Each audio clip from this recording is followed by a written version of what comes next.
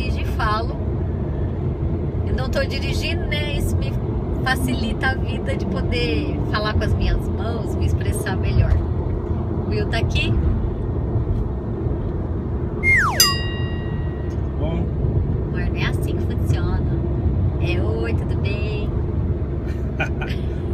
Oi, tudo bem? A Bela tá lá atrás dormindo, não sei se vocês vão conseguir ver. Ah, não tá dormindo, fingida. Não tô falando que ia gravar, né? Então, pessoal. Hoje eu quero fazer um dirige e falo e explicar, contar um pouquinho da nossa história, como é que foi a gente chegando aqui no Japão, já que nós estamos indo para o aeroporto. E é engraçado que toda vez que eu vou para o aeroporto, eu me lembro da minha chegada aqui no Japão. Eu e o Will, nós chegamos no Japão em 1996. Quando fala 1996, você não se sente velho? Faz tempo, né? Nós estamos no ano 2015. Aí quando você começa...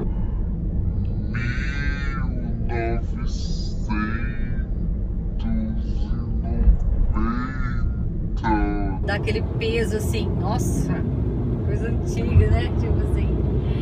Nós chegamos aqui no ano de 96, pela primeira vez no Japão, devido à crise que teve no Brasil. Na época que entrou o governo Collor, que eles pegaram todo o dinheiro da poupança na época e foi aquele caos e o dinheiro do Brasil virou uma loucura. As coisas eram calculadas por URV. Se você nunca ouviu falar disso, vai lá no Google e pesquisa o URV no ano de 95, 96 mais ou menos. E as coisas ficaram muito ruins lá no Brasil. O William, na época, ele tinha uma empresa de prestação de serviço e foi bem nessa fase. E a gente chegou a um ponto de não conseguir pagar as contas da empresa, de viver numa situação assim muito difícil, de pagar os funcionários da empresa e ficar sem um centavo. Então, nós decidimos vir para o Japão. Eu lembro que na época a minha tia Nena nos ajudou bastante, nos indicando como fazer, tirar o visto, toda a documentação, que naquela época era muito mais complicado. E assim nós acabamos resolvendo tudo, achamos uma agência no Brasil. Era um lugar assim que nós íamos lá no centro de São Paulo, várias agências, e todas elas, a primeira dificuldade foi que nós não poderíamos trazer a nossa filha, a Tayane. Na época a Tayane estava com 5, né? Acho que 5 para 6 anos. 5 para 6 anos na época. E todas as agências que nós íamos, a primeira coisa que eles falavam é: não pode levar criança, não pode levar criança. Você vai primeiro e depois você vê, depois você vem buscar. Mas com a criança de imediato nós não podíamos vir para o Japão. Então, Você vai entrar aqui pra esse tá? e essa foi a primeira dificuldade, foi a primeira coisa que nos fez questionar muito se a gente vinha, se não vínhamos, como que ia fazer. E a minha mãe, graças a Deus, a minha mãe falou: não, eu fico com ela até o tempo de vocês se estabilizarem e poder vir buscar ou vocês retornarem, porque a princípio, como todo bom brasileiro, nós tínhamos em mente vir para o Japão para ficar 2 anos. E assim viemos e deixamos a Tayane lá no Brasil. Muito difícil abandonar a nossa vida, a nossa família, a nossa filha. Foi muito complicado, foi um processo bem difícil, mas nós não tínhamos outra alternativa. Nós já estávamos endividados com as coisas da empresa, sem condições de nada, tudo muito difícil, e assim viemos para o Japão. Mas deixando um pouco dessa parte de Brasil, deixando um pouquinho de lado, eu quero falar quando nós chegamos aqui. E, gente, eu vejo hoje as pessoas reclamando quando chegam no Japão. Eu quero dizer pra você, meu querido, que você que chega no Japão hoje, que você que chega num hospital que tá tudo escrito em português, que você que chega aqui, vai na prefeitura, tem 300.000 tsuyaku lá pra fazer tradução pra você, tudo muito mais fácil, provas pra você tirar carta mais fácil, tudo na mão, mercado. E por teve um acidente mesmo, ó. Teve acidente, hein? Ah, mas ninguém se machucou, tá todo mundo em pé. Amém. Onde eu tava? fui ver o acidente e acabei esquecendo. Ai, que sol lindo! Então, para você que chega aqui e tem todas essas facilidades, e você que tá vindo agora pro Japão e pegou nesses últimos anos, gente, é tudo na mão. Eu acredito que quando eu cheguei em 96, já tinha muitas facilidades. Mas eu tenho parentes que chegaram na época de 89, 90, eles passaram perrengue aqui no Japão mesmo. Eu, quando cheguei na minha cidade, não existia nenhum mercado brasileiro aqui na cidade de Okazaki. Nós chegamos no Japão, fomos trabalhar na Sony, mas para comprar carne a gente tinha que ir em outra cidade. Nossa, tá batendo um sol lascado no meu rosto. Gente, vai ficar zoado, mas é dirigir falo, não tem jeito, né? A gente não controla o som. Eu tinha que ir em outra cidade para comprar bife. Então, às vezes parava no nosso apartamento onde nós morávamos, um caminhão mesmo, um caminhão baú. E nesse caminhão eles vendiam alguns produtos brasileiros. E eu vou falar pra você, eles enfiavam a faca, torcia mais um pouco. Era muito difícil. Nós tínhamos que andar de bicicleta. Existia ainda aquela situação de você não vê tantos brasileiros, era mais só na fábrica. A dificuldade para se comunicar, não era todos os lugares que tinham tradutores. Nós dependíamos 100% das empreiteiras para tudo. Graças a Deus, a nossa empreiteira, e é a mesma empreiteira que eu trabalho hoje, a Suriemo, eles sempre foram muito acolhedores conosco. Aliás, nós devemos sim muito favor a Suriemo, porque quando nós chegamos no Japão, saímos do Brasil com o nosso passaporte, vindo como... Você já era orientado assim no aeroporto. Se perguntarem pra você o que você está indo fazer no Japão, que você saiu do Brasil com visto de turista de 3 meses, você tem que falar que você está em lua de mel. Aí eu falava, gente, mas como assim? A gente não está indo trabalhar legalmente, a gente tem visto e lua de mel. E você assim, perdido. Gente, eu nunca tinha andado nem de avião. Não tinha saído nem tinha saído do Brasil, mas de ônibus pra ir pro Paraguai. Né, amor? Eu, né? Você nunca saiu do Brasil.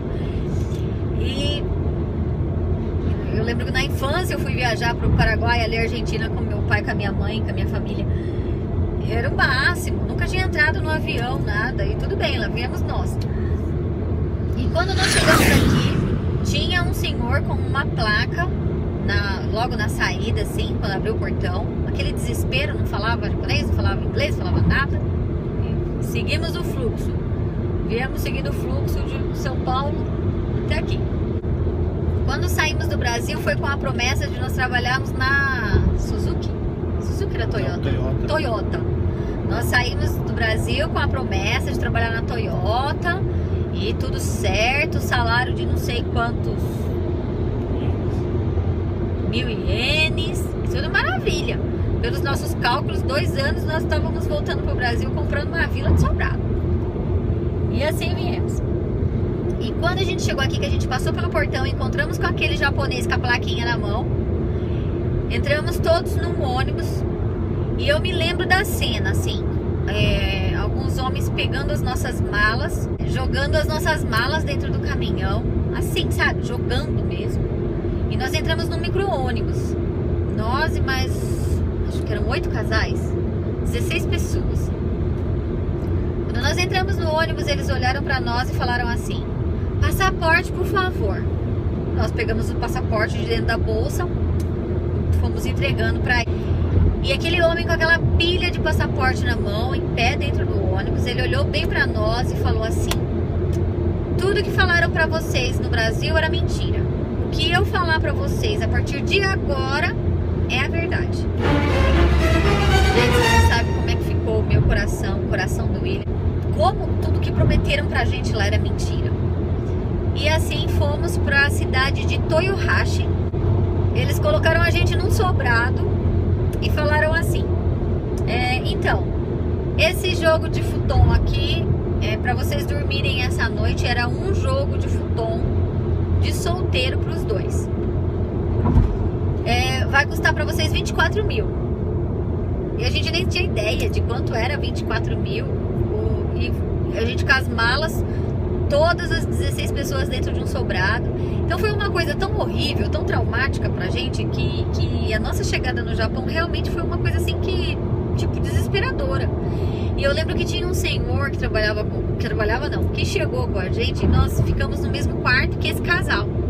E o William falava pra mim, Van, você dorme, eu vou ficar acordado.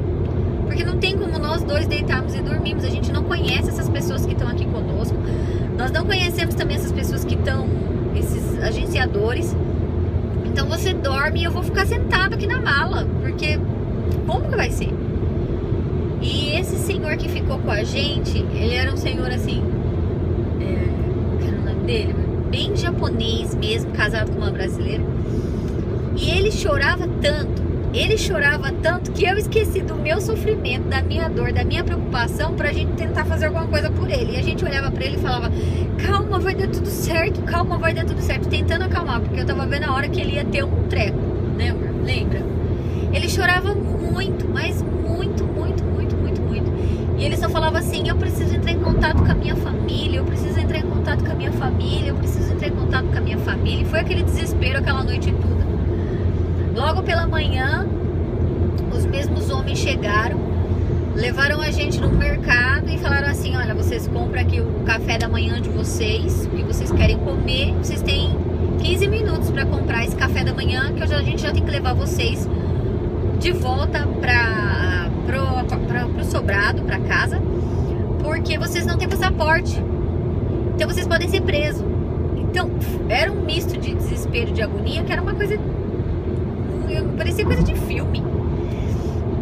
E graças ao meu bom Deus, a minha avó, ela falava assim pra mim antes de eu sair do Brasil, Filha, leva miojo. Falava, vó, eu tô indo pro Japão, no Japão deve ter miojo. Não, filha, leva miojo.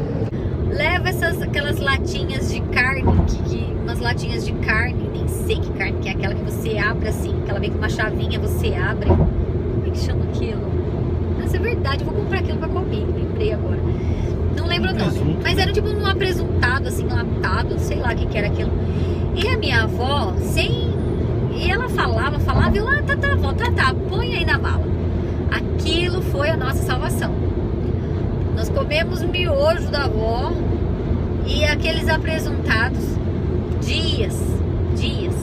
Porque o William falou assim pra mim, Van, como a gente não sabe o que tá acontecendo, o que vai acontecer com a gente não pode gastar. Então não vamos gastar, que nós já não tínhamos trazido muito dinheiro. E assim foi.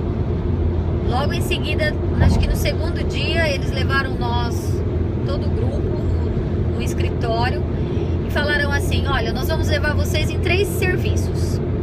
Esses 3 serviços nós não vamos cobrar para levar vocês para conhecer o serviço. Mas se nos 3 não der certo, no 4º serviço a gente já começa a cobrar. Então, resumindo, eles já cobraram o futon que nós íamos dormir. Quem não tinha dinheiro, precisava de dinheiro para fazer compra, eles já cobravam os juros disso. E além de tudo, a passagem, que o valor que eles cobraram, meu e do William, dava para ir e voltar 3 vezes pro Brasil. Era um absurdo. E nós já estávamos com essa dívida com eles. Foi então que nós fomos ver uma fábrica. E essa fábrica seria Era eu, era você? Não sei se era eu, se era o William que ia trabalhar, ou se era nós dois. Eu sei que o serviço era sujo, pesado, e eu falei pro William, eu não vou dar conta de trabalhar nisso não. Como a gente tinha mais 2 opções, vamos esperar, vamos ver as outras 2 opções. Mas graças a Deus, naquela mesma tarde, a Suriemo comprou a nossa dívida, pagou a nossa dívida com esse pessoal. Assinamos um contrato com a Suriemo. Eles nos trouxeram para o Okazaki. No mesmo dia, na hora que nós estávamos assinando o contrato com a Suriemo para vir trabalhar na Sony, eles nos devolveram o nosso passaporte. Eles tiraram o passaporte da mão daquele cara. Era Ivan? Você lembra? Dan. Aonde você estiver, que Deus te abençoe, meu filho. Porque o que que você fez com a gente, com tantas outras pessoas, a hora que você cair na mão de Deus, meu amigo. Deus tenha misericórdia de você, viu?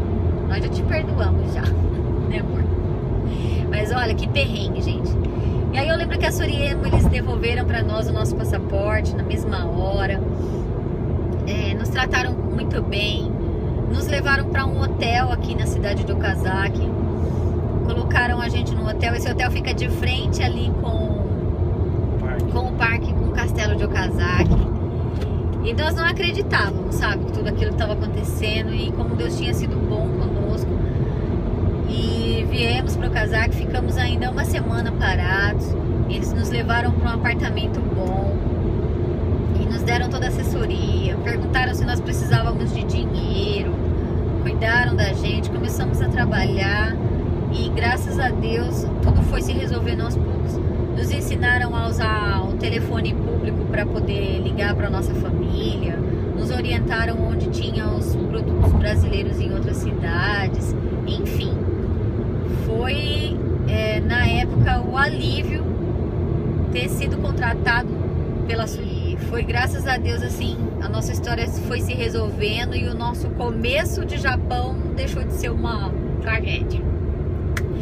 Então, gente, esse é o nosso Dirige e Falo de hoje.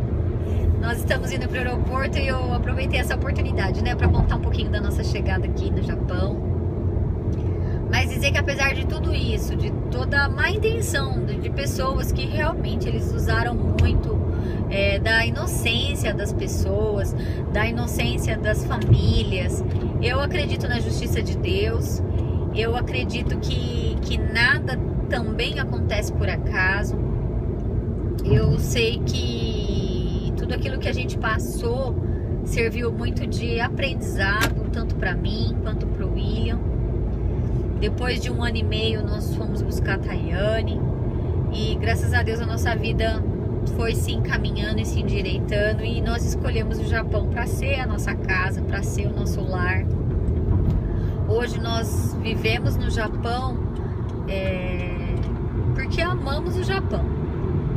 Aqui, tá, amor? Nós vivemos no Japão porque nós amamos o Japão. O Japão hoje, se eu for falar pra você, a gente ajunta rios de dinheiro aqui, não. De forma alguma, ainda mais com o imposto churriseiro do jeito que tá agora, que você paga 8% em cima de tudo, em vista do que era antes. Viver no Japão hoje em dia tá muito mais caro. Mas aqui nós temos trabalho, aqui nós temos segurança, aqui nós temos ajuda do governo até a criança completar 15 anos. Aqui também nossos filhos, se forem frequentar a faculdade, nós temos tantas coisas que abençoam a vida dos nossos filhos. Então eu não posso reclamar do Japão. Minha filha Isabela nasceu aqui. Ah lá, ela dando tchau lá atrás. E nós somos felizes nessa terra, nós somos felizes nesse lugar. Chegamos sim aqui em busca do dinheiro, né, ué? Viemos sim para ganharmos dinheiro, mas com o tempo nós aprendemos a amar essa nação, a amar esse povo e nós sabemos que Deus, Ele tem abençoado, tem guardado esse povo e esse foi um pouquinho da nossa história. Né, amor? Só eu falei, você não falou. É que ele tá concentrado no caminho, gente. Enquanto eles estavam morando aqui, eu nasci aqui no Japão. Nasceu no Japão, né, amor? Nasci no Japão, da família. Antes da Laura nascer, eu sempre perguntava pros meus pais, por que eu nasci no Japão? Porque só eu nasci no Japão, né? Eu sempre chorava porque eu nasci no Brasil.